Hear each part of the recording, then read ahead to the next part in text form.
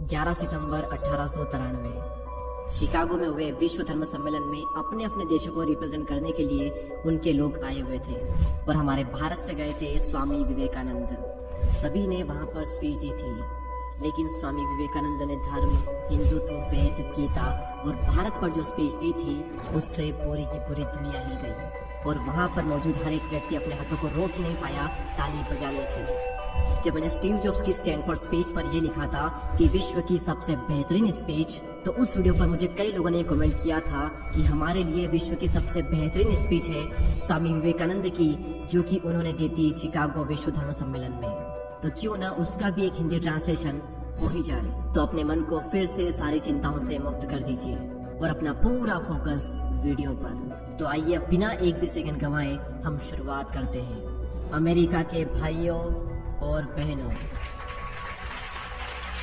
आपके इस जोरदार स्वागत से मेरा हृदय अपार हर्ष से भर गया है। मैं दुनिया की सबसे पुरानी संत परंपरा और सभी धर्मों की जननी की तरफ से आप सभी को धन्यवाद देता हूँ। मैं सभी जातियों और संप्रदायों के लाखों करोड़ों हिंदुओं की ओर से भी आप सभी का आभार व्यक्त करता हूँ। मेरा धन्यवाद उन सभी वक्ताओं को जिन्होंने इस मंच से यह कहा कि दुनिया में सहनशीलता का विचार पूरब के देशों से फैला है। मुझे गर्व है कि मैं उस धर्म से हूँ जिसने दुनिया को सहनशीलता और सार्वभौमिक स्वीकृति का पाठ पढ़ाया है। और हम सिर्फ सार्वभौमिक सहनशीलता में ही विश्वास नहीं रखते, बल्कि हम विश्व के सभी धर्मों को सत्य के रूप में स्वीकार करते हैं। मुझे गर्व है कि मैं उस देश से हूँ जिसने सभी धर्मों और सभी देशों के सताए गए लोगों को अपने यहाँ शरण दी। मुझे गर्व है कि हमने अपने दिल में इजराइल की वो पवित्र यादें संजो कर रखी जिनके धर्मस्थलों को रोमन हमलावरों ने तोड़कर खंडर कर दिया था। मुझे गर्व है कि मैं ऐसे धर्म से हूँ जिसने पारसी धर्म के लोगों को शरण दी और लगातार अब भी उनकी मदद कर रहा है। जिस तरह अलग अलग जगहों से निकली नदियाँ अलग अलग रास्तों से होकर आखिरकार समुद्र में ही मिल जाती है, और ठीक उसी प्रकार मनुष्य भी अपनी इच्छा से अलग अलग रास्ते चुनता है। ये रास्ते देखने में भले ही अलग लगते हैं, लेकिन ये सभी रास्ते ईश्वर तक ही जाते हैं। मौजूदा सम्मेलन, जो कि आज तक की सबसे पवित्र सभाओं में से एक है, वह अपने आप में गीता में कहे गए इस उपदेश का प्रमाण है कि जो भी मुझ तक आता है, चाहे कैसा भी क्यों न हो, मैं उस तक पहुंचता हूँ। लोग अलग अलग रास्ते चुनते हैं, संघर्ष करते हैं, लेकिन आखिर में लोग मुझ तक ही पहुंचते हैं, यानी कि ईश्वर तक ही पहुंचते हैं। अमेरिका और भारत के बीच में कई बार मतभेद हुए हैं, और वो क्यों हुए हैं उसी के संबंध में मैं एक छोटी सी कहानी आपको सुनाता हूँ। एक कुएं में एक मेंढक रहता था, और उसी कुएं में समुद्र से एक मेंढक आ जाता है। तो समुद्र वाला मेंढक कुएं वाले मेंढक से पूछता है कि तुम्हारा कुआं कितना छोटा है।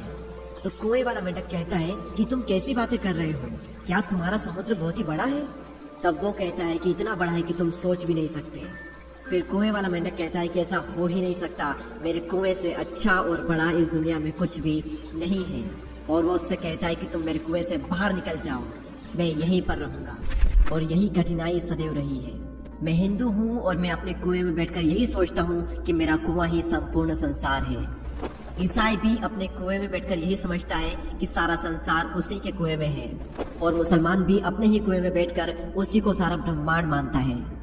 देखिए, दुनिया में 3 धर्म हैं जो कि पौराणिक काल से हमारे बीच में चले आ रहे हैं: हिंदू धर्म, पारसी धर्म और यदुही धर्म। लेकिन यदुही धर्म ईसाई धर्म को अपने अंदर समाहित नहीं कर पाया है, जिसके कारण उन्हें अपने जन्म स्थान से ही बाहर निकाल दिया गया, और वहीं पर सिर्फ मुट्ठी भर पारसी ही बचे हैं अपने महान धर्म की कहानी बताने के लिए। लेकिन भारत में एक के बाद एक न जाने कितने ही संप्रदायों का उदय हुआ, और उन्होंने वैदिक धर्म को जड़ से हिलाकर रख दिया। हिंदुओं को अपना धर्म वेदों के माध्यम से रहस्य प्रकट करके मिला है।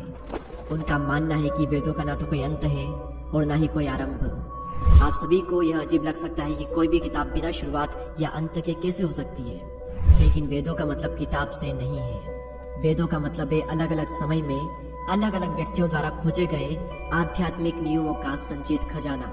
जिस प्रकार गुरुत्वाकर्षण का सिद्धांत मनुष्य के पता लगाने से पहले भी काम करता था, और अगर मनुष्य जाति उसे भूल भी जाए तो भी वह अपना काम करता ही रहेगा। और ठीक यही बात आध्यात्मिक जगत का पालन करने वाले नियमों के संबंध में भी है।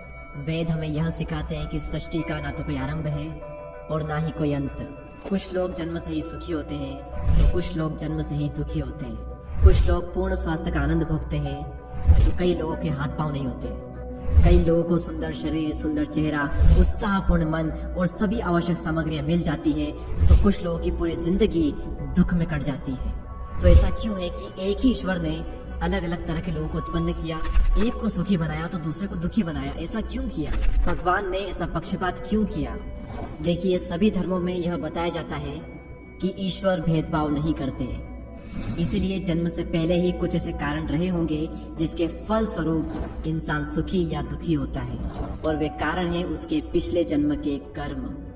और वेद हमें प्रेम के संबंध में भी इसी प्रकार की शिक्षा देते हैं। प्रेम के संबंध में भगवान श्री कृष्ण उपदेश देते हैं कि मनुष्य को इस संसार में कमल के पत्ते की तरह रहना चाहिए। कमल का पत्ता जैसे पानी में रहकर भी उससे भीगता नहीं, उसी प्रकार मनुष्य को संसार में रहकर उसका हृदय ईश्वर में लगा रहे और हाथ कर्म में लगा रहे। इस लोक में या परलोक में पुरस्कार की आशा से ईश्वर से प्रेम करना कोई बुरी बात तो नहीं है, लेकिन केवल प्रेम के लिए ही ईश्वर से प्रेम करना सबसे अच्छा है।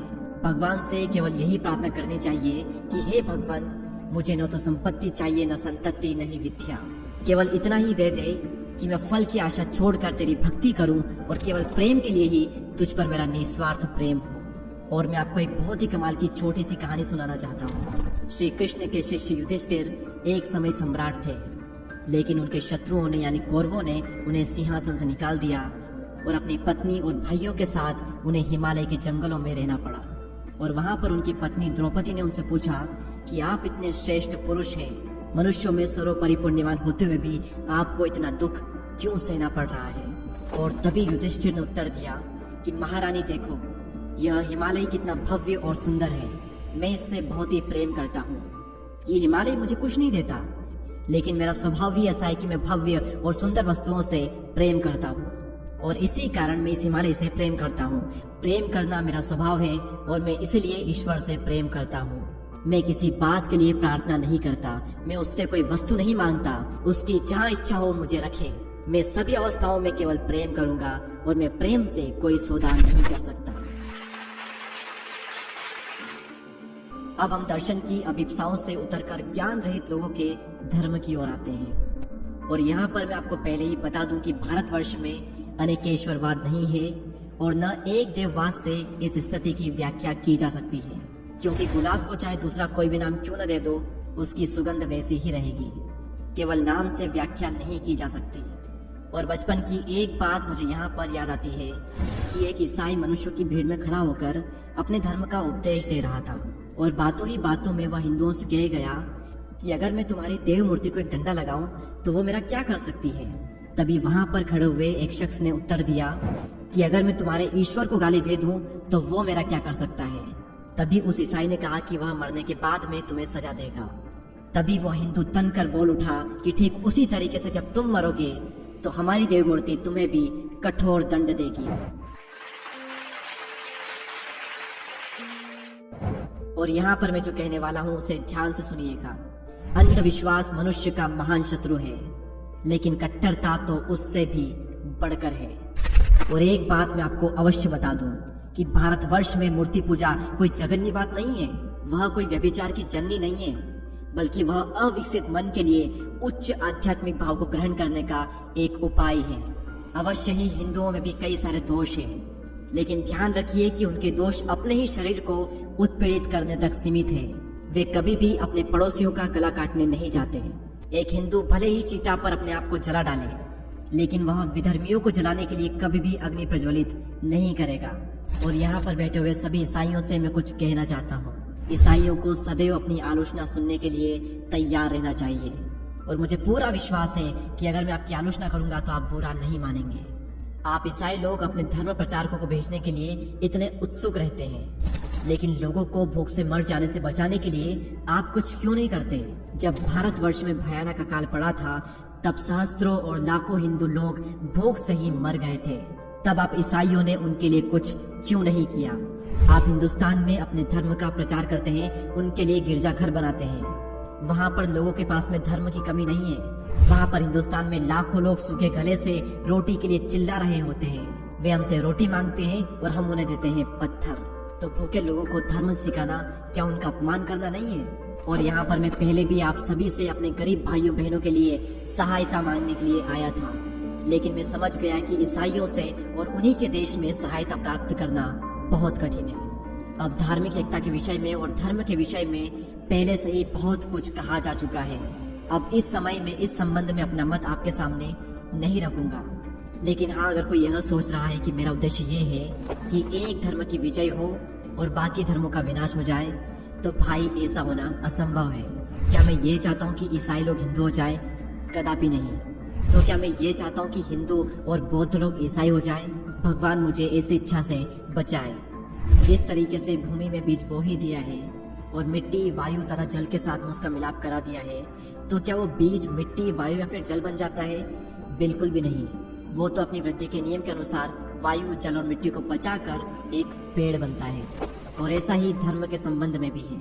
ईसाई को हिंदू या बौद्ध नहीं हो जाना चाहिए और न ही हिंदू और बौद्ध को ईसाई बन जाना चाहिए। लेकिन हाँ, प्रत्येक को चाहिए कि वह दूसरों के सार भाग को आत्मसार करके पुष्टि लाभ करें और सभी मिलकर वृद्धि करें और इस सृष्टि का कल्याण करें। और अंत में मैं आप सभी से यही कहना चाहूंगा कि इस धर्म महासभा ने जगत के सामने अगर कुछ प्रदर्शित किया है तो वो ये है कि शुद्धता, पवित्रता और दयाशीलता किसी संप्रदाय विशेष की संपत्ति नहीं है। और हर धर्म ने श्रेष्ठ स्त्री पुरुषों को जन्म दिया है। और इन सभी सबूतों के बावजूद भी अगर कोई यह सोचता है कि सारे धर्म नष्ट हो जाए और केवल उसी का धर्म बचे, तो मैं उस पर अपने पूरे दिल से दया करता हूँ और उसे स्पष्ट ही बतला देता हूँ कि शीघ्र ही सारे प्रतिरोधों के बावजूद भी प्रत्येक धर्म की पताका पर यह लिखा रहेगा कि सहायता करो, लड़ो मत, आत्मसार करो, विनाश नहीं, सद्भाव और शांति रखो, मतभेद नहीं। आप सभी को मेरा कोटि कोटि धन्यवाद। दोस्तों, आपको लग रहा होगा कि ये स्पीच केवल 10-12 मिनट की है, लेकिन ऐसा बिल्कुल भी नहीं है। असल में जो स्पीच हुई थी वो लगभग 1 घंटे की थी, लेकिन मैंने और मेरी टीम ने बहुत मेहनत के बाद में इस स्पीच का बहुत ही सरल सार निकाला है। अंत में मैं आप सभी से केवल 3 चीजें मांगूंगा। पहला, आप इस वीडियो को 5 लोगों को शेयर कर दें और अपना 1 लाइक करके हमारा हौसला बढ़ाएं और सब्सक्राइब करके हमारी कम्युनिटी का पार्ट बने। मैं आप सभी के लिए ऐसे ही वीडियोस लाता रहूंगा। अगले वीडियो में फिर मिलते हैं, तब तक के लिए जय हिंद, जय भारत।